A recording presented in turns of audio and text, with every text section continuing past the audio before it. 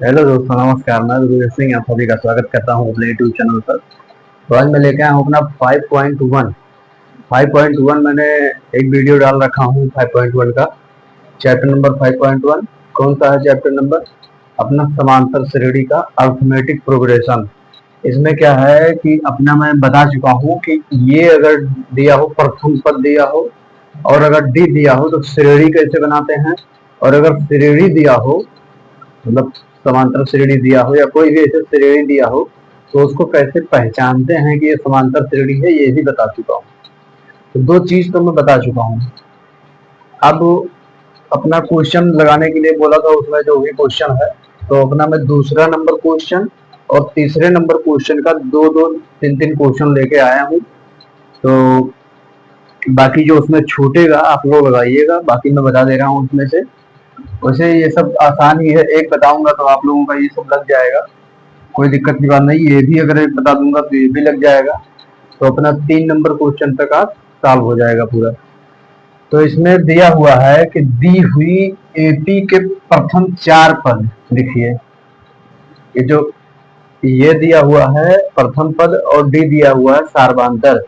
बोल रहा है प्रथम 4 पद लिखिए, जबकि प्रथम पद ये और सार्वधातुक डी निम्नलिखित है, मतलब दे रखा है ये और डी पता है अगर, तो हमको श्रेणी कैसे बनानी है ये पूछा है इसमें, इस क्वेश्चन में।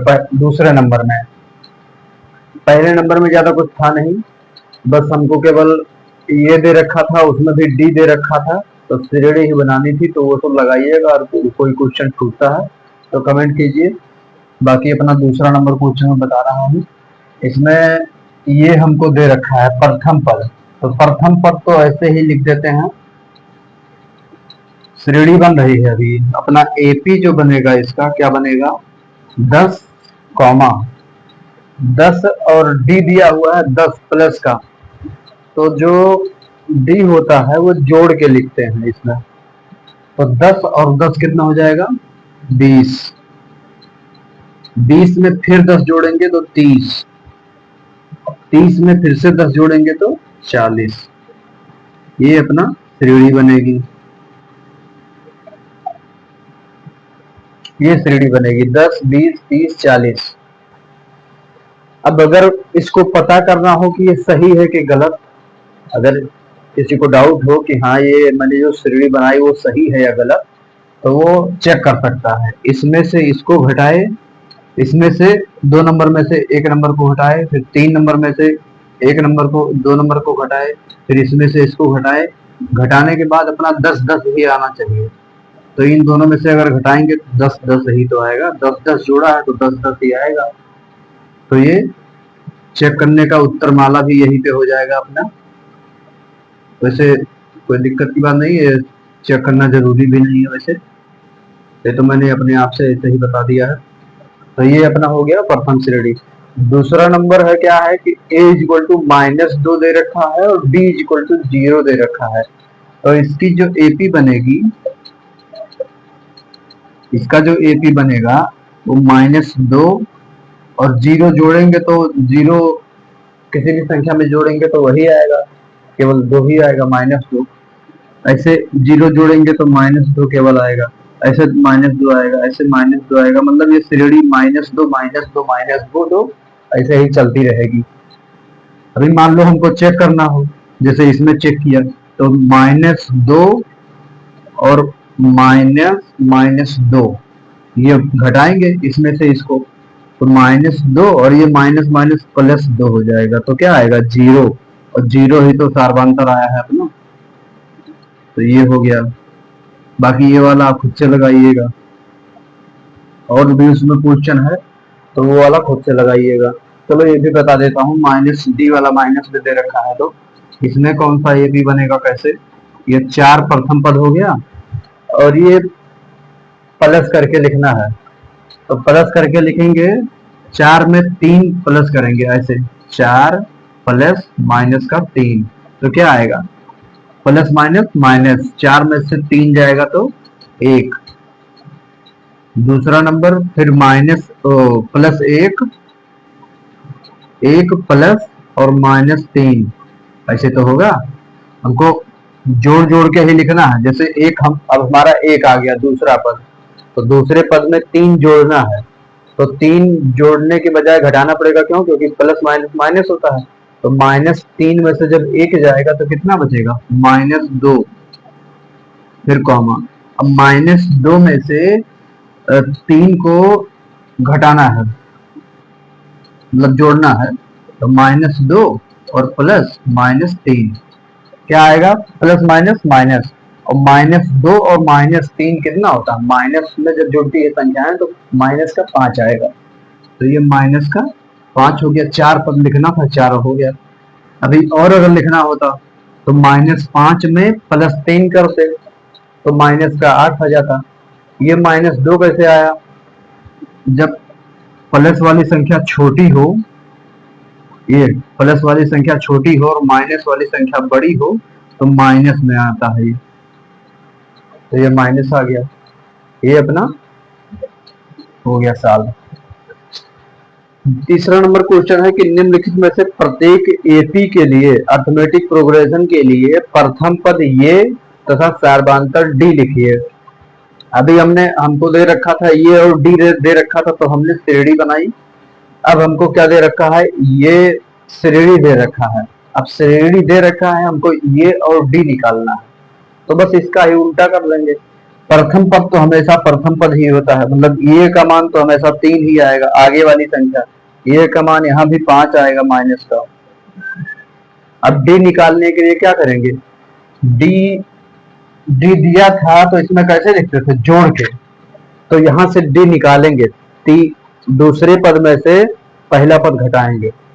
डी निकालने के लिए मैंने इसके पहले वाले वीडियो में बताया था डी कैसे निकलता है।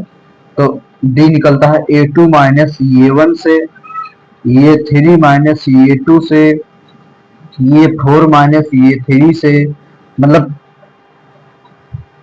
हर क्रमागत के दूसरे से पहला वाला घटाना है।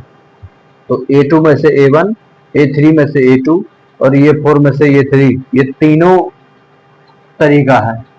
इसमें से श्रेणी में से कोई भी संख्या, 2 संख्या उठा लेंगे और दूसरे वाले में से पहला घटा देंगे तो अपना डी आ जाएगा। तो यही वाला आगे वाला ही ले लेते हैं दोनों, इसमें भी इसमें भी। तो ज्यादा कुछ करने की जरूरत नहीं है, ये दोनों मिटा दो, ये दोनों सेम ही है। तो A2 अपना कितना है? 1 है। A2 का मतलब दूसरा पद, तो 1 हो गया -3। A1 है 3, तो कितना आएगा घटाएंगे तब? माइनस का 2 आएगा। जब 1 में से 3 जाएगा माइनस का, तो 1 तो छोटी संख्या है, 3 बड़ी संख्या है, तो 3 के आगे माइनस है तो इसमें भी माइनस लग जाएगा, -2। यानी कि डी का मान क्या आएगा? -2। ये अपना आंसर हो जाएगा। यही अपना पूछा था, प्रथम पद और सार्वधांतर, तो डी ये अपना आंसर। दूसरे नंबर में ये तो हमको पहले से पता रहता है -5। डी निकालने के लिए क्या करेंगे? -1 दूसरा पद और माइनस ये अपना फॉर्मूले वाला, और -5 में भी लगा है तो ऐसे इसको ब्रैकेट में कर देंगे -1। और ये माइनस जब अंदर जाएगा तो माइनस माइनस प्लस होता है, तो प्लस का 5 हो जाएगा। तो डी का मान क्या आएगा? -1 और +5, माइनस प्लस माइनस घटेगा, तो 1 में से 5 जाएगा तो कितना बचेगा? 4। तो डी का मान कितना आ गया? 4। यहाँ पे डी का मान हो जाएगा 4। ये अपना आंसर। बाकी इसमें अपना 3 नंबर में 2 क्वेश्चन और छूट रहा है, तो वो आप लोग ऐसे ही लगा लीजिएगा। इसमें भी 2 नंबर में भी 3-4 क्वेश्चन है, वो भी लगा लीजिएगा, सेम ऐसे ही लगेगा, बस केवल वैल्यू अलग रहेगी। तो अपना 2 नंबर 3 नंबर क्वेश्चन सॉल्व हो चुका है। 4 नंबर क्वेश्चन बचा हुआ, उसमें श्रेणी दे रखा है और हमको पहचानना है कि वो समांतर श्रेणी है कि नहीं है। तो वो मैं ऐसे थोड़ा सा ही बता देता हूँ, बाकी अगर लगाइए, अगर नहीं लगता है तो कमेंट कीजिएगा और इसको देख लीजिए। तो अगर कोई श्रेणी दे रखा हो तो उसको कैसे पहचाने कि ये समांतर श्रेणी है, ये भी बता देता हूँ। तो अपना 5.1 समाप्त हो जाएगा आज। 5.8 जो अपना समांतर श्रेणी का है वो समाप्त हो जाएगा। तो जैसे मान लो एक श्रेणी दे रखा है ऐसे 2, 4, 6, 8, 10 ऐसे, और एक श्रेणी दे रखा है 2, 3, 5, 6, 7 ऐसे ऐसे दे रखा है।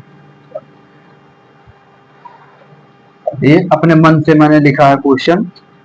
क्या पहचानना है इसमें? समांतर श्रेणी।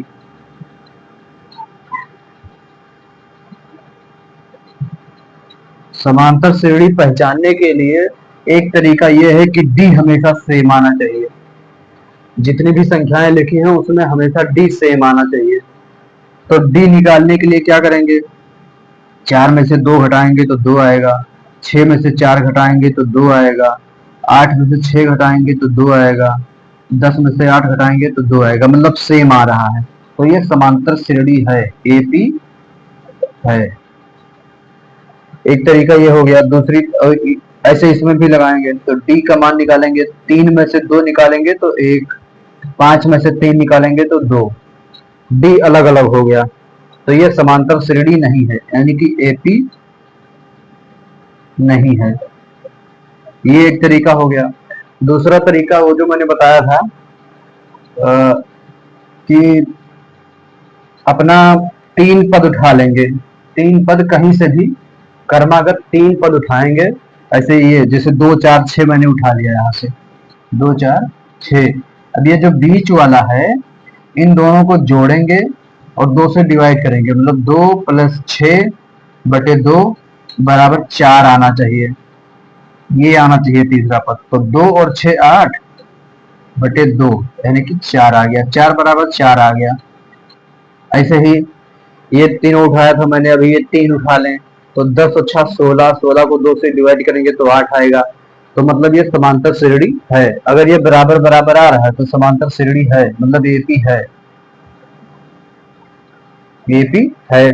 ऐसे इसमें भी करेंगे, 3 पद उठा लेंगे कोई ऐसे, 3 पद उठाएंगे और 2 + 5 करेंगे, डिवाइड करेंगे 2 से और 3 आना चाहिए। तो 5 2 7, 7 को 3 से डिवाइड करेंगे तो 2 से डिवाइड करेंगे तो 3.5 आएगा, हमको आना चाहिए था 3। तो ये समांतर श्रेणी नहीं है। ऐसे इसको ये 3 पद मान लो उठा लिए हम, तो 6 3 9, 9 को 2 से डिवाइड करें तो 5 आना चाहिए था, जबकि नहीं आ रहा है। तो ये समांतर श्रेणी नहीं है। बस हमको ऐसे ही जो चौथा नंबर क्वेश्चन है ऐसे ही लगा देना है, उसमें लगा के बता देना है कि समांतर श्रेणी है कि नहीं है, बस इतना ही करना है। तो अपना 4 नंबर क्वेश्चन भी समाप्त हो चुका है, समझ लो। बाकी लगाइएगा, अगर नहीं लगता है तो कमेंट कीजिएगा, बता दूंगा मैं। मैं आशा करता हूं कि आप लोगों को समझ में आ रहा होगा। तो हाई स्कूल वालों को जल्दी जल्दी शेयर कर दीजिएगा, क्योंकि 5.1 शुरू हो चुका है। अभी पूरा मैथ जब समाप्त हो जाएगा तो मैं अनसाल पढ़ाऊंगा। तो